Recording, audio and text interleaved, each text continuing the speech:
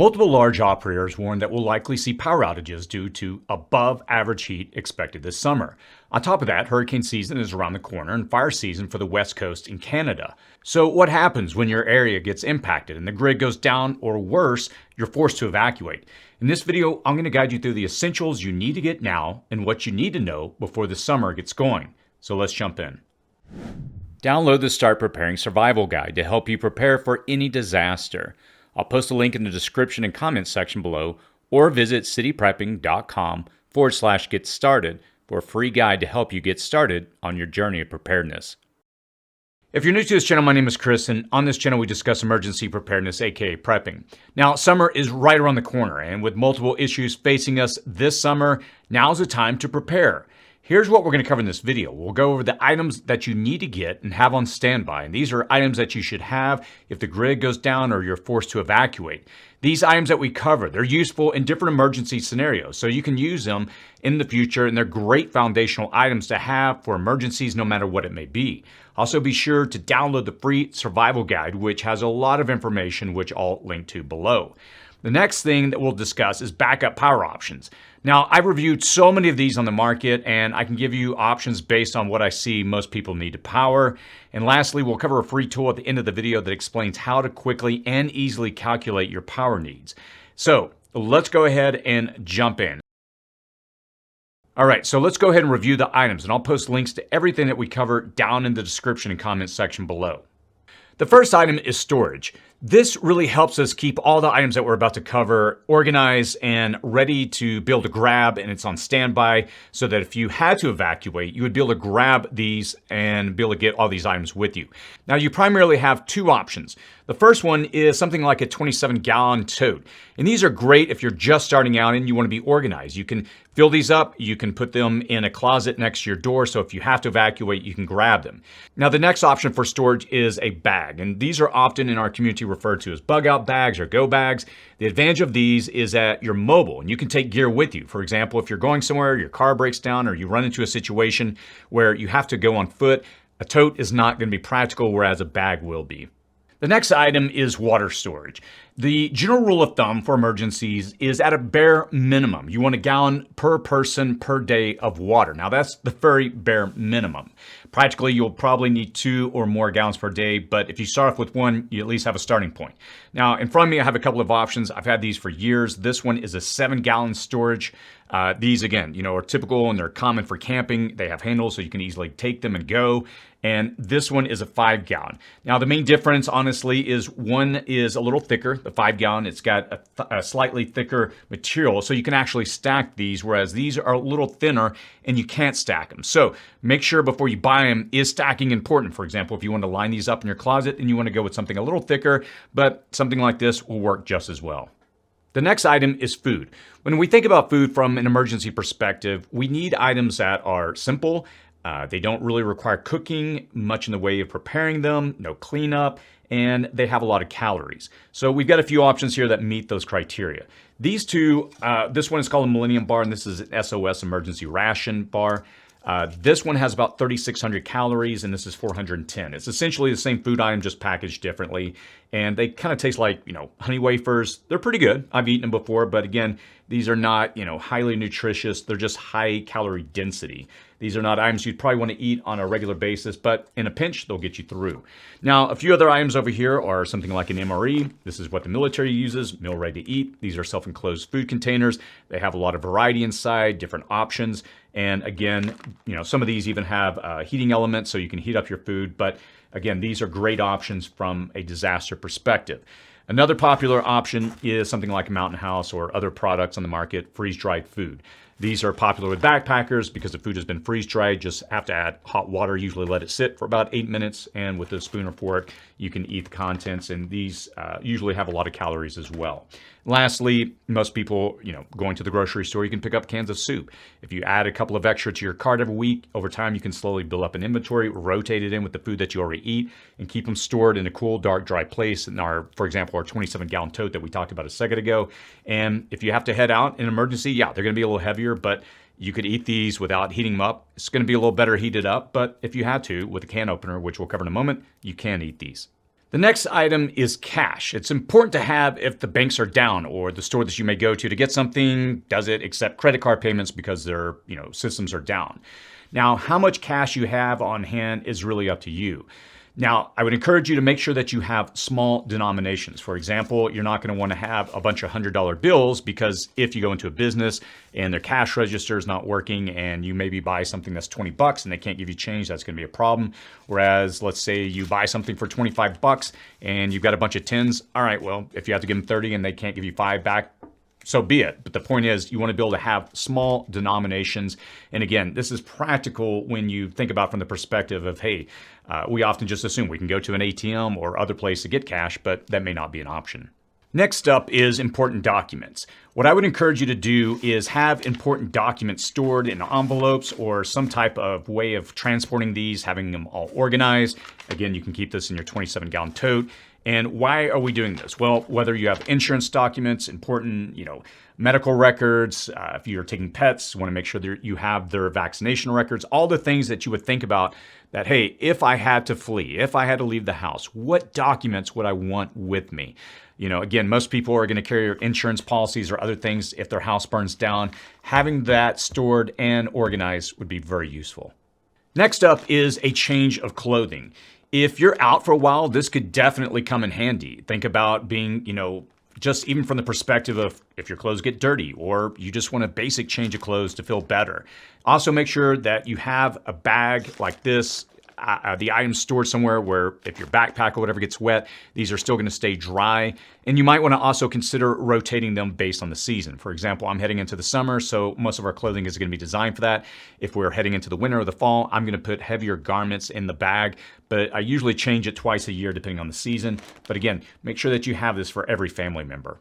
Next up is personal sanitation. I've got a Ziploc bag here in front of me, and I do this with most of the items to keep them organized. But we've got things like our toilet paper. We've got a small thing of toothpaste. We've got chapstick, toothbrush, floss. I think these are like little soapy things you put in your hand with some water, like little pieces of paper that kind of dissolve in your hand for soap, some moist towelettes. And again, it's little things like this that are really important. Obviously, consider feminine hygiene products as well. Next up is sanitation. What I have here is a bag with some latex gloves. We've also got some alcohol wipes and little alcohol spray bottles in here.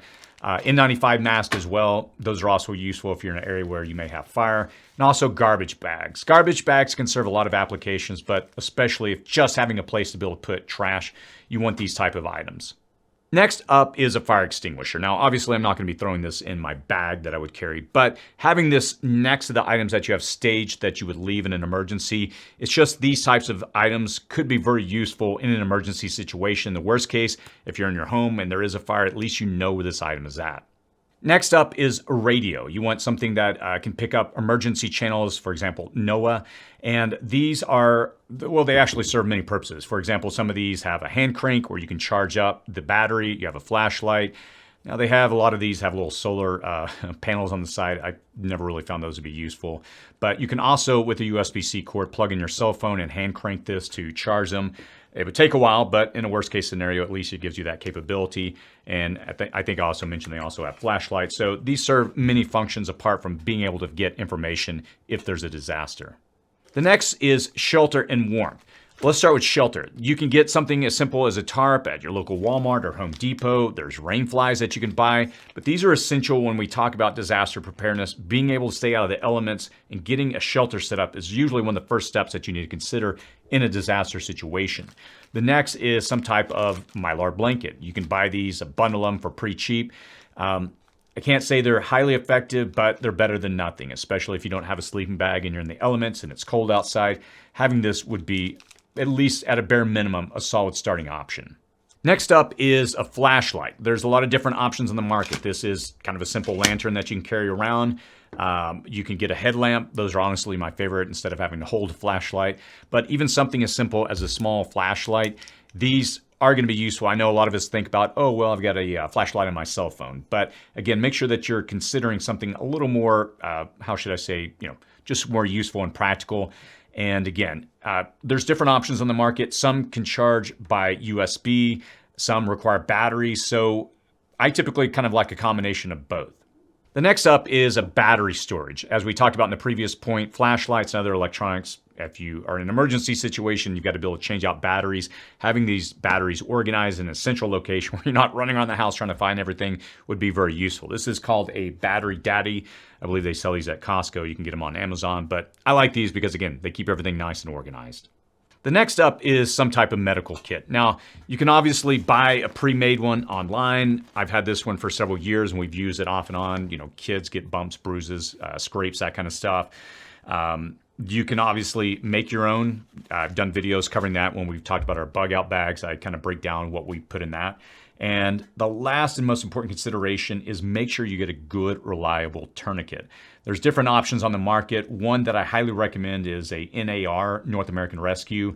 I'm not affiliated with them, but there's a lot of knockoffs that you'll find on Amazon. They're really cheaply made, but I'll post a link to the one that I would recommend below.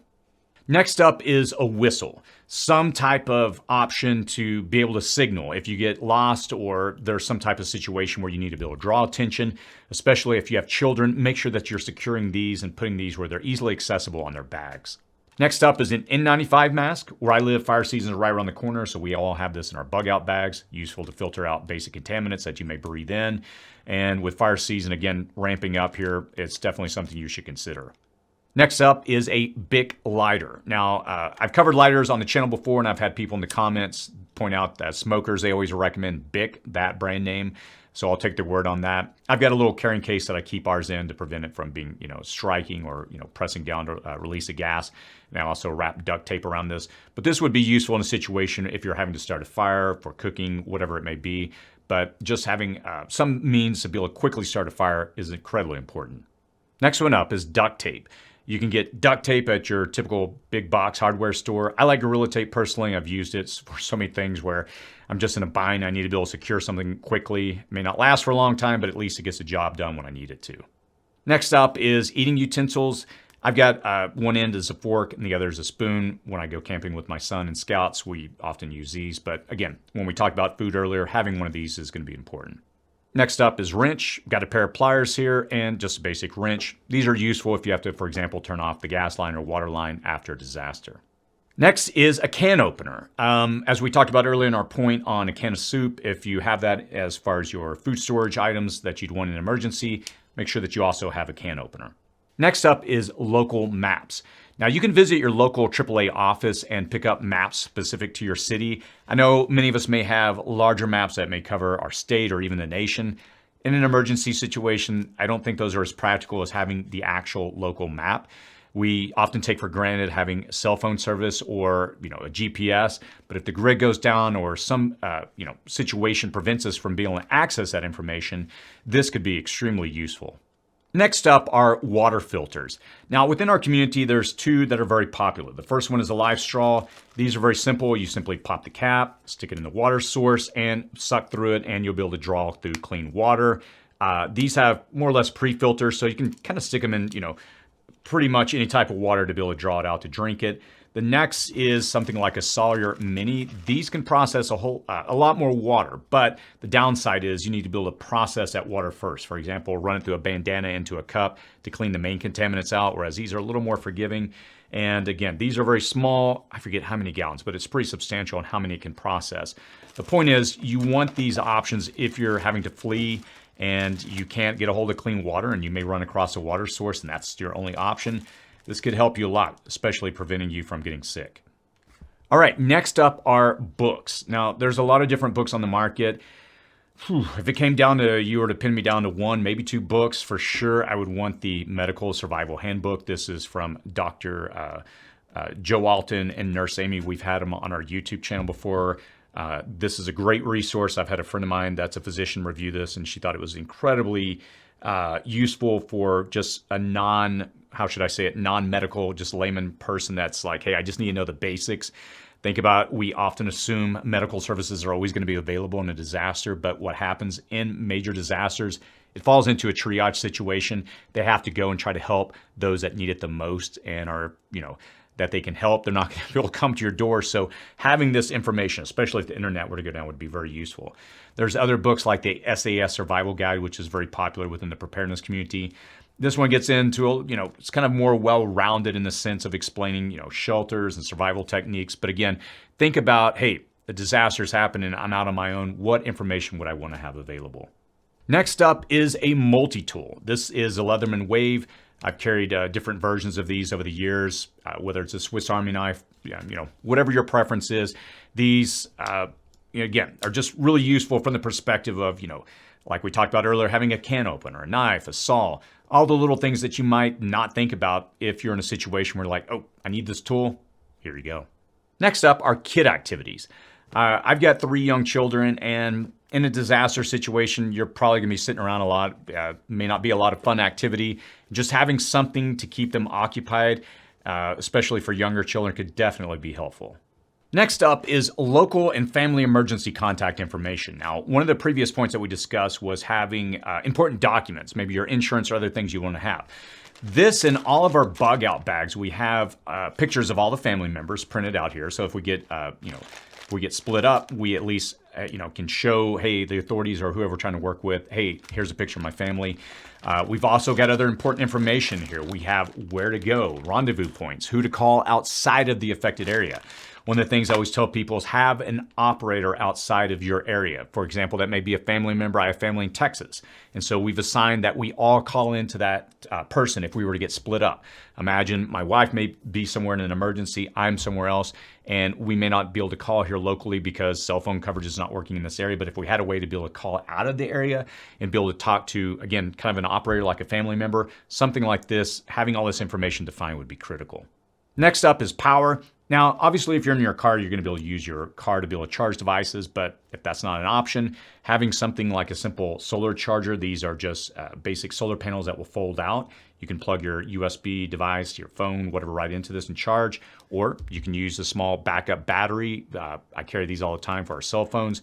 Being able to tie these together allows us to at least store power and charge our critical devices, again, cell phones.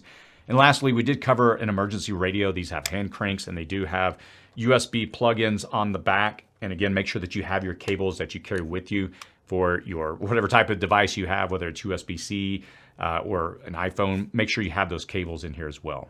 Before I move on to the next point, I do want to mention pets. Make sure that you consider them. And again, as we talked about earlier, and having the important documents on hand, you want to make sure that you have the vaccination records and other important information, because if you go into a shelter or someplace, they may require that information. Power outages. Now, the average time for power outages can vary in duration based on your location.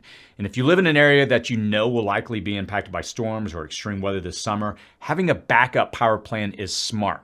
We're going to look at 3 main categories to help you decide what's right for you. I'm just going to run through this very quickly. In about a month from now, I'm going to be doing a dedicated video on the channel, so definitely subscribe if you're interested, where I'm going to take people through the process from simple to advanced to help you understand if there's an emergency, what are my options? I get asked this all the time, and I'll do a very detailed breakdown of that video. But let me just kind of run you through some basic preliminary information to help you get a framework for all this. All right, let's start with small options. For this discussion, something like this would work well. These are small battery systems. This is from EcoFlow, and you're going to be able to power very essential items, mostly your cell phones, a few other small AC. It's got an AC plug-in here on the front, but you're not going to really be able to power large devices. And these are useful for individuals that really don't anticipate a long power duration outage, but still want to be able to power the basics. And again, something like this could be useful if you have to flee in an emergency, because it's small, it's portable, and you can actually tie this into solar panels so you can extend the battery life of this and have a lot more charge cycles. And obviously, this is your most budget-friendly approach. Now, the next kind of item up or option or category is when we move into medium-size options. I live in an area outside of Los Angeles. And last January, when the power went down, I have a lot of these because I review these. So I started handing them out to all my neighbors. And when I walked in to their house and, hey, what can we power? What do you need help with? Almost all of them said, my refrigerator. And in a moment, we're going to review a spreadsheet to help you understand what you can power these with these devices and for how long. But what these are, and I've done videos on these, and I'll post a link to our videos on comparison videos on solar generators, and I go into a lot of details. But essentially, these are a battery with an inverter and a charge controller. You can plug them into solar panels, and you can actually power a decent amount of things for, as long as you can serve your power. but it's fairly powerful enough for the basics. Now, obviously, if we talk about a generator, you can look at options on the market like your ICE or internal combustion engine. These are your typical gas, propane, or diesel generators. And I'll link to a video below detailing both of these options, comparing solar versus gas. And they're great options if you anticipate power being down for a few days or for a week or more to be able to power the basics. And again, I've done a lot of videos covering these options. So we covered small and medium-sized options when we talk about power backup. Now, there are large options, but these get a lot more expensive very quickly. And for those that want a reliable backup power option, if you're in an area where grid failure is common, this is the direction you want to go. As the time I'm recording this video, the studio, I'm in an area that's in a high fire risk area. So whenever the winds kick up in the summer, they always cut the power off. This particular structure I'm in, I actually have a full backup system that powers it 99% of the time. It's very rare I turn on the actual grid power. I've got solar panels on the roof, and I've got a couple of batteries and an inverter, and that ties into the whole house. And I've done videos on large whole home solar backup units. I'll link to a few below. And the other structure on this property, I'm currently in the process of getting a full setup installed, a large solar array, an inverter, and battery backup so that we can power the house if the grid goes down. But those get into a much higher price point. And again, that's for someone that's thinking long-term, that lives in an area, again, where you may deal with a lot of power outages, and you also just want to save money on your electricity bill. Now, the last backup power option on the large side of things is something like a Generac or a Kohler. These are internal combustion engine generators that are designed to power your whole house, and they are set up to be on standby. They detect when the grid goes down, and they can fire up using something like a diesel or a propane generator or gas, and they can power your house for an extended period of time.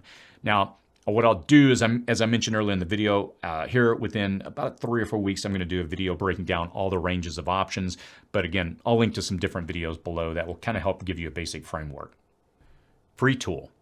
So let me round out this discussion when we talk about having emergency backup power options. There's a video that I've done in the past, and there's a tool that I share, and I've got this here on my desktop, and it's a spreadsheet that we created, and I go into a lot more detail. I'm just going to briefly run you through it really quick, but I want you to at least have a framework before we end this video of understanding when the grid goes down, how much power will you need, and what can power those devices. In front of me here, I've got a device called a kilowatt meter. You can pick these up at Home Depot, on Amazon, and they're extremely useful. Essentially, all you have to do is plug in a device that you want to monitor to see how much power it uses.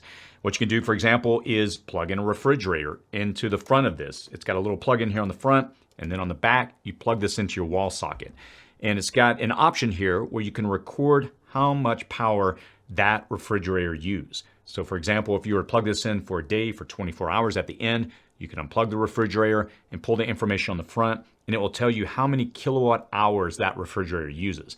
Now, I go into in a video, I go into a lot of detail explaining kilowatt hours and understanding all that. But what I want you to do is at least have an understanding, and I'll look really quickly at my desktop here.